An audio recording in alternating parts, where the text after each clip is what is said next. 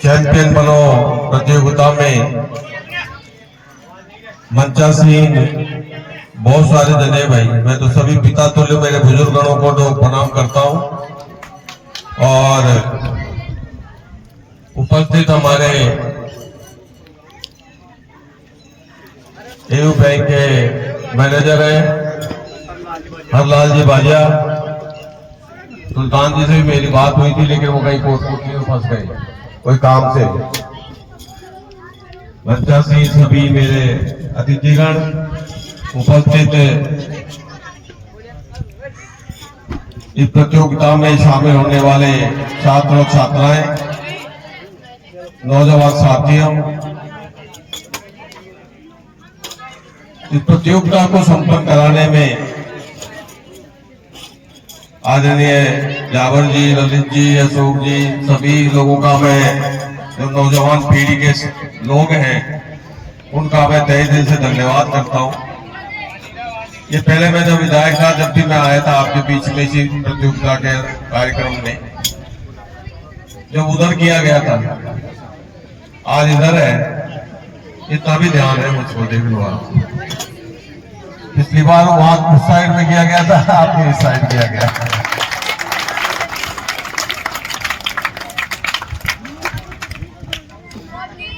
जो बैठे हैं, मैं इनसे एक बात पूछना चाहता हूँ, कितने बच्चे हैं जो यहाँ रानी माल्याण के इंग्लिश मीडियम स्कूल में पढ़ते हैं? कितने सारे बच्चे पढ़ते हैं? ये तो आज है भाई साहब, आज संडे ना, ये तो मैं आपसे इतनी बात कहना चाहता हूँ,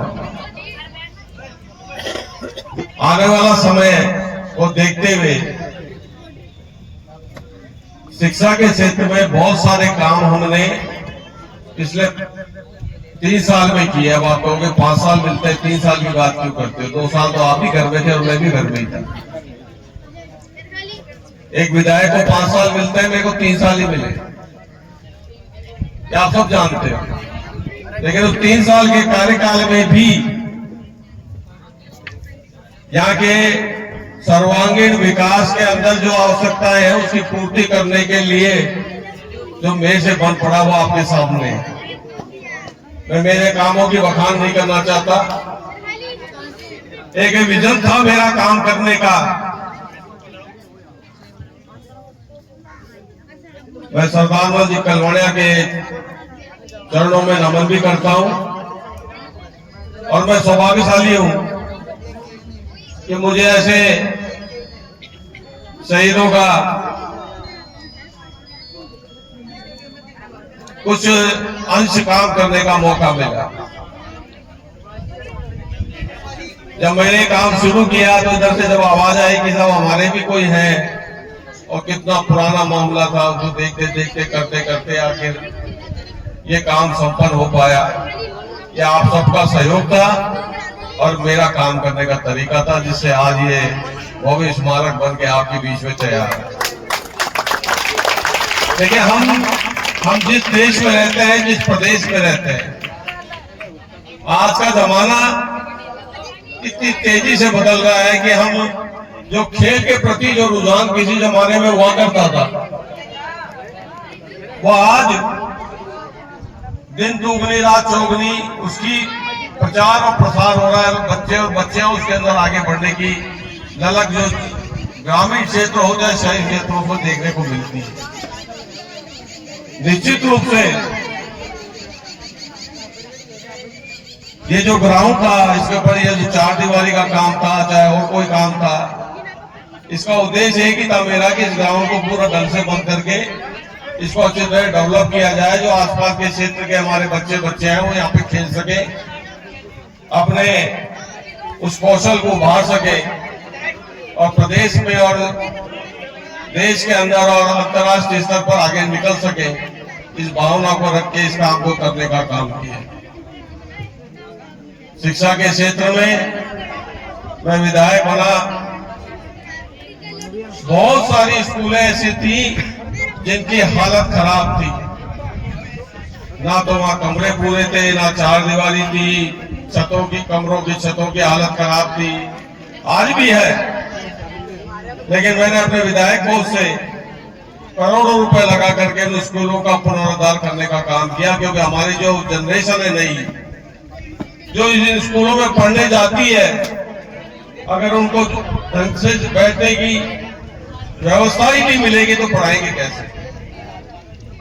इसको ध्यान में रखना चाहिए हर जनप्रतिनिधि को कि इसके क्षेत्र की जो पहचान है, ये जो सामने बैठी है हमारे छात्र और छात्रा ये हैं, ये नौजवान पीढ़ी जब बन करके आएगी तो इस क्षेत्र का, इस प्रदेश का और देश का नेतृत्व करने की क्षमता रखने वाले बच्चे बच्चियां हैं। इसके अंदर बहुत सारे बच्चे बच्चियों ने हमारे इस क्षेत्र का नाम रोशन किया है, चाहे वो खेल हो, चाहे वो सर्विसेज हो, चाहे कोई और क्षेत्र हो। तो इसलिए मेरा उद्देश्य तो जो रहा वो आपके सबके सामने, और मेरे साथ अभी भी जो बन पड़ेगा निश्चित रूप से इस क्षेत्र के सर्वांगीण विकास में और इसके यहाँ के वैभव को बढ़ाने में मैं पीछे नहीं रहूंगा। और आप जानते हैं लगातार अभी सरकार ने, पिछली बार मैंने नगर पालिका को ए ग्रेड बनाया, आपके माननीय मुख्यमंत्री भजनलाल जी शर्मा साहब ने उसको अपग्रेड करके नगर परिषद बना दिया। ये सारी प्रगति की रफ्तार रुकनी नहीं चाहिए। हम कोशिश करेंगे कि आने वाले समय में इतने काम करें, लेकिन आप लोगों को शायद जानकारी नहीं है, इसलिए हम बताने में शायद सफल नहीं हो पाए।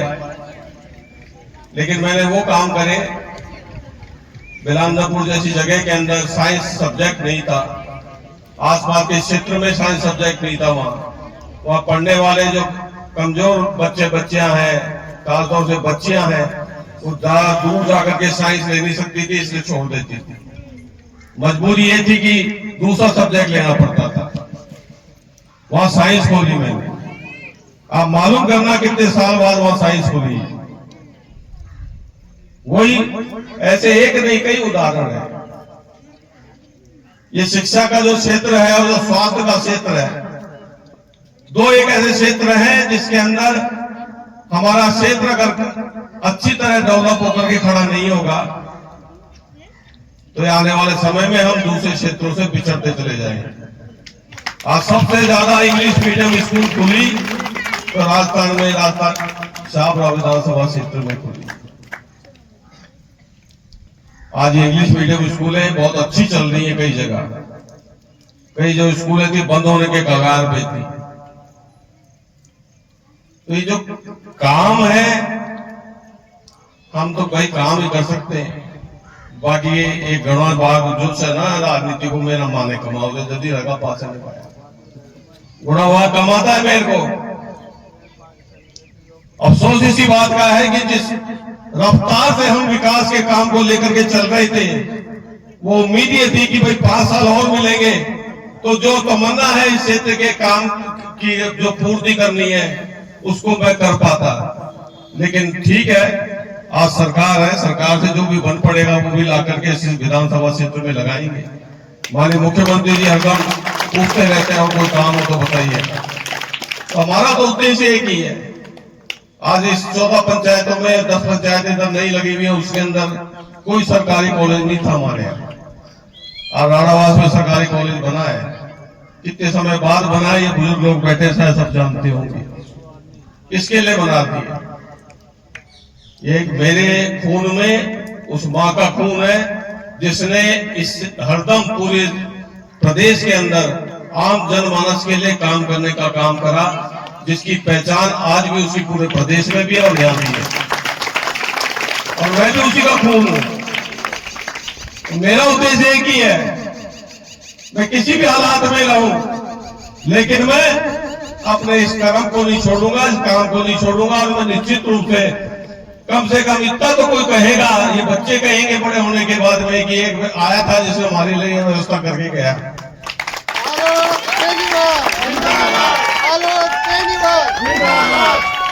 मेरा उद्देश्य एक ही है,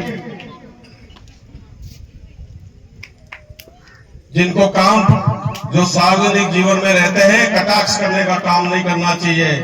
अपने में झांक करके देखें कि हमारे को जो जिम्मेदारी मिली है उसकी पूर्ति हम जनता के लिए कर रहे हैं नहीं कर रहे हैं, वो काम हम कर रहे हैं नहीं कर रहे हैं। हर जगह राजनीति करना ही सब नहीं होता है। आपका उद्देश्य है, आप कुछ बने हैं तो कुछ करके जाइए।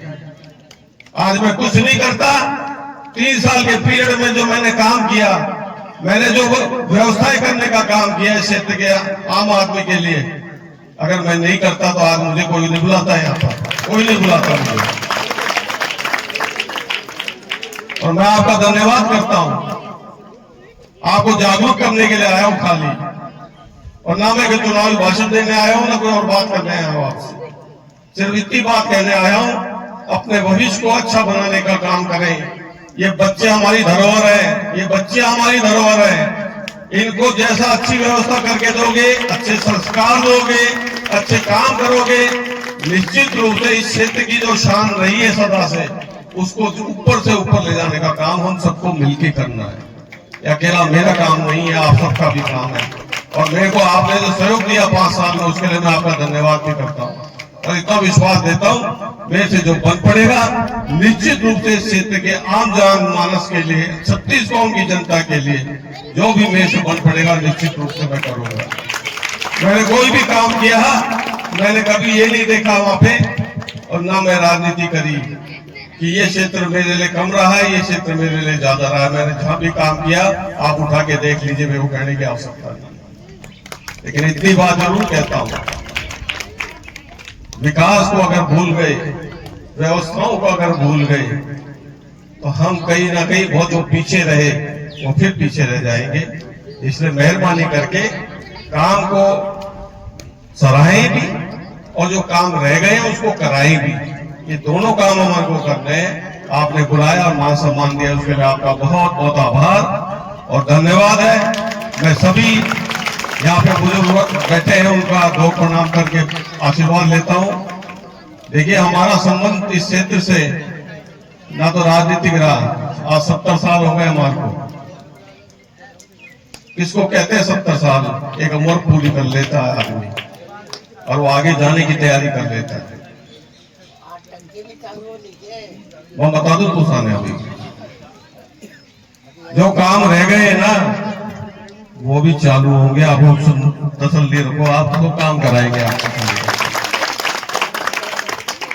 जो काम मैं करके गया हूं, मैं उसके पीछे आज भी उसका पीछा नहीं छोड़ रहा हूं। मैं आपको बता देता हूं, मैं घर नहीं बैठ गया, मैं आज भी इन कामों की प्रगति की रिपोर्ट लगातार लेता हूं और ये कहता हूं कि भैया जल्दी से जल्दी जहां काम कंप्लीट नहीं हुआ उसको कंप्लीट करें। निश्चित रूप से आपकी टंकी का भी काम कंप्लीट होगा, ये आप विश्वास रखो, जल्दी से जल्दी कराएंगे। तो इसलिए आ तो सावन भी चला गया, भादुआ भी आगो भाई, एक भाई आगा ताई चाले लोग आप आपको बता रहे भाई अक्टूबर ताई से आइया की मगर फसल तो जा बदू भाई माँ की पी के बात कर लीजिए। हालांकि निश्चित रूप से जो बाजरे की फसल है, कई फसलें हैं जो हमने पहले बो दी, उसमें नुकसान होने लग गया। जो आगे बोई उसमें तो फिर भी अभी बचत है, लेकिन ज्यादा लंबा चला तो उसमें भी नुकसान है। किसान की बात तो करनी पड़ेगी, खेती हमारा तो एरिया ही खेती का है। अगर यहाँ की वो बात नहीं होगी तो ये चिंता भी मुझे है और मैं भी अधिकारियों से भी बात करूंगा। अगर जो स्थितियां हैं उसके अंदर निश्चित रूप से अगर आवश्यकता पड़ेगी तो हम अधिकारियों द्वारा सर्वे करवा करके जो राज्य सरकार और केंद्र सरकार इसके अंदर मुआवजे की व्यवस्था करती है उसको दिलाने का भी काम करेंगे। किसान भाइयों के साथ खड़े, सरकार खड़ी है, हम खड़े हैं, सारे जने मिलकर के हम सब इस क्षेत्र के विकास में अपनी भूमिका निभाएं। जिसको जो भूमिका मिली हुई है उसको निभाना चाहिए। मैं इतना ही प्रार्थना आपसे करता हूं। जय हिंद, जय भारत, राम राम साहब।